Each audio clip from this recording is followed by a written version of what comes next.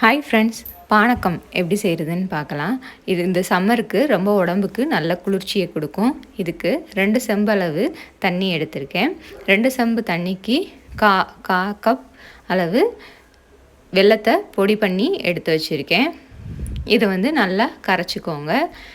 கொஞ்ச நேரம் கலக்கிட்டு கொஞ்ச நேரம் அப்படியே விட்டிங்கன்னா நல்லா கரைஞ்சி வந்துடும்.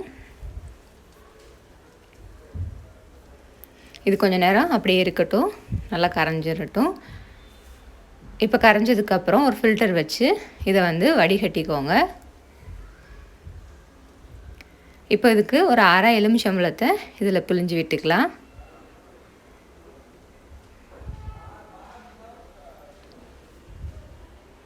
ஒரு 3 ஏலக்காயை இந்த மாதிரி தட்டி எடுத்து வச்சுருக்கேன். ஒரு அரை டீஸ்பூன் அளவு சுக்கு பொடி, ட்ரை ஜிஞ்சர் பவுடர், ஒரு 4-5 துளசி இலை, இது எல்லாத்தையும் நல்லா கலந்துக்கலாம். இப்போ சுவையான பானக்கம் தயார். இந்த வெயிலுக்கு ரொம்ப நல்லது, உடம்புக்கு குளிர்ச்சியை கொடுக்கும். சுவையான பானக்கம் தயாராகிடுச்சு. இப்போ நீர்மோர் எப்படி செய்கிறதுன்னு பார்க்கலாம். இதுக்கு ஒரு அரை கப் தயிர், ஒரு சின்ன துண்டு இஞ்சி, ஒரு பச்சை மிளகா, கொஞ்சோண்டு கொத்தமல்லி இலை,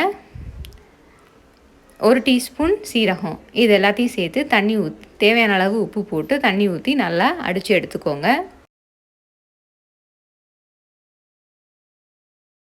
இது எல்லாத்தையும் நல்லா சேர்த்து நல்லா அடிச்சுக்கோங்க மிக்சர் ஜாரில்.